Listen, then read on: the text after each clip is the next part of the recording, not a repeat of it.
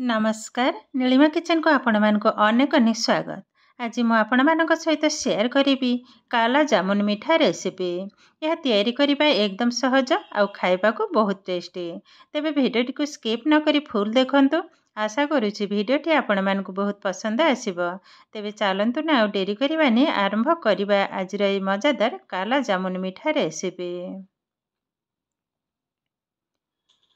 मुझे गोटे बड़ थाली रे 150 ग्राम छेना को ढाली नेली। ता सहित नहीं नेली खोया खीर जोटा कि अच्छी 150 ग्राम यह को मुझे ग्राइंड कर नहीं जेहेतु हाथटा टी प्रोब्लेम अच्छी से सकाशे मु ग्राइंड कर नहीं एवं देदेली गोटे टेबुल स्पून 3 भाग रु गोटे भाग बेकिंग पाउडर एवं गोटे टेबुल स्पून मैदा। तो मैदाटा को मुझे अधा ढाली भल भाव चकटी नवा। देखो ये भाव में चकटने बेसी चकटा दरकार नहीं जेहेतु खोया खीरटा को मुझे ग्राइंड कर नहीं आउ ये जो मिश्रणटा ठीक टिके यही भाव में नरम हवा बेसी किंतु हार्ड हबानी। आरी भितर बाकी अधा मैदा को मध्य ऐड करना। एबे या यही भाव में गोले रखिने सीराटा प्रस्तुत करनबा। एबे साइड करनबा।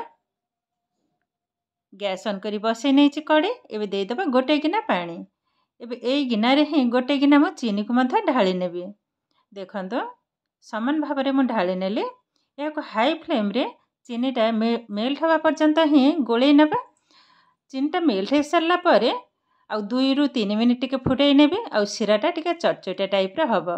आउ या गैस रे बसई नबा कड़ी। कड़ीटा भल भाव तातिला पर ढाली नबा तेल एटा मीठा छाणीबा पई। देखंतो गैस रो फ्लेम को मु मीडियम रे ही रखीची। एबे मीठा तैयारी करनबा।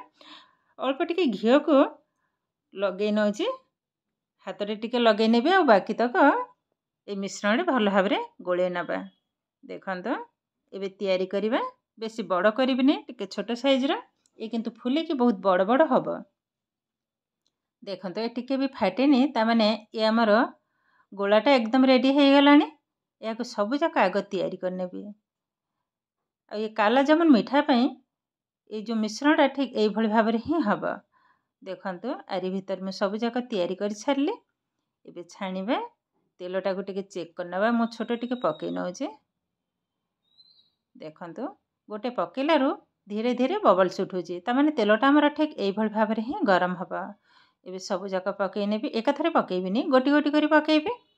देखंतो गैस रो फ्लेम को लो टू मीडियम रे ही एबे रखीची। हाई रे रखला माने ऊपर पोड़ी होई जिबा त भीतर हबने।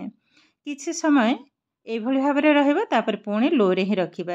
एबे देखंतो कड़ी रो दी साइड रे धरी एई भली भाव में टिके हलचल करे नेबी तेलटा। तो मीठाटा भल भाव में ऊपर को तो उठी आसिलानी। तो कलरटा किंतु भल हबो। सांगे सांगे किंतु खड़िका बा चटु मारिबेनी। एई भली भाव में 4-5 थर एई भली भाव में टिके हलै नेबी। देखंतो मिठार कलर भी धीरे धीरे चेंज हो गलानी। एबे गैस रो फ्लेम को लो रे ही रखि नबा। एबे खड़िका साहाय्य रे टिके गोले नौजे। मिठार साइज देखंतो केतेटा छोट थिला एबे फुली हो गलानी बहुत बड़ बड़ हो गलानी। ए पाखापाखि लगी जीवो टिके टाइम लागिबो किंतु टिके माने धैर्यर सहित भाजिबा को हबो। एपटे बसी था सीराटा टिके चेक कर नउची। देखंतो सीरा आरी भीतर किंतु रेडी हो गलानी। मु बंद कर नहीं थिले। एबे साइड कर नबा। मिठार कलर भी देखंतो चेंज हो गलानी। जेहेतु काला जाम तैयारी करिवे तो टिके कला ही हबो। आउरी कलर चेंज हबो। आ आर साइजटा देखंतो केते बड़ बड़ बनीची। बहुत सुंदर बनीची।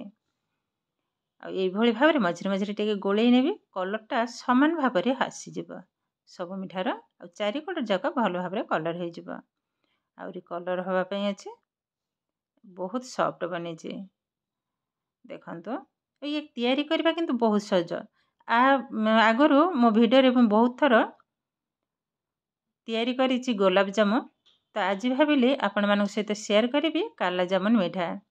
देखंतो कलरटा धीरे धीरे किंतु गाढ़ा हबारे लागिलानी। आउरी टिके कला हबा।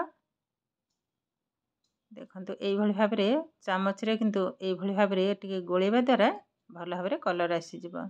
एबे देखंतो धीरे धीरे किंतु कलर चेंज होउची। आउरी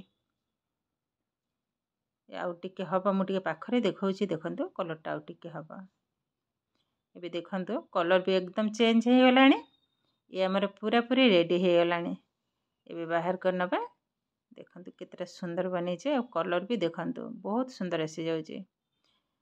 एबे उठे नेबी थाली को आग बाहर करनबा। देखंतु सब जाक बाहर करी आनिछि। एबे सिरा रे ढाଳି नबा। गोटे बड़ जगह रे सिराटा को अधा मु बाहर करछि और अधा आउ टिके गरम कर नउछि जेहेतु एकदम ठंडा हे गलाने पके नेले। एबे बाकी जेतेक सिरा अछि टिके गरम कर नेइथिले आ ऊपर ढाଳି नबा। देखंतु भल भाबरे गोळे नेबी। एहा को पाखा पाखी 2-3 घंटा एई भली भाबरे छाडी देबी। मझिरे मझिरे टिके गोळे नेबी आ 3 घंटा पर ही आपण मानक सहित शेयर करबी। भल भाबरे सिराटा भितरे पसि जिवो आ संगे संगे काटिला माने सिरा किंतु पसिबनी भल लागबनी मिठाटा। एबे पाखा पाखी 2 घंटा परे खोली नउछि। देखंतु सिराटा एकदम कमी हे गलानी आ मिठा देखंतु माने छाणीला बेले जेतिके हितला तार डबल हे गलानी। एबे गोटे प्लेट उठे कि मु काटी करी देखाउछि आ देखंतु केतेटा सुंदर बनेछि। एबे काटी नबा। बहुत किंतु सॉफ्ट बनेछि। देखंतु आ भितरे कलरटा देखंतु ऊपर सिना कला हे आइछि जेहेतु काला जाम माने ऊपर तो टिके कला हबो आ भितर कलरटा देखंतु बहुत सुंदर बनेछि आ जालीदार आ बहुत सॉफ्ट रस पूरा एकदम फुल। तबे गोटे प्लेट को मध उठाई नेली। देखंतु केते सुंदर भाबरे एकदम अल्प समय रे ए हमर काला जामुन मिठा रेसिपी रेडी हे गलानी। तो आज रे भिडियोटी आपण मानकु केमिति लागिला कमेंट करबा को जमा भी भूलिबेनी। आउ जदि भिडियोटी भल लगे लाइक करिवे आपणकर फ्रेंड्स किंबा रिलेटिव को सहित शेयर करिवे। आउ जदि मो चैनल रे नुआ तेबे चैनल को सब्सक्राइब करिवे। एमिति आउरी नुआ नुआ भिडियोर नोटिफिकेशन पाइबा पई पाखरे थिबा बेल आइकन को क्लिक करिवे। फेसबुक पेज रे देखुथिले पेज टी को निश्चय फॉलो करिवे। ताहेले आज पई रहुची पुणी देखा हबो आउ एक नुआ भिडियो रे। भलरे रुहंतु सुस्थ रे रुहंतु। नमस्कार।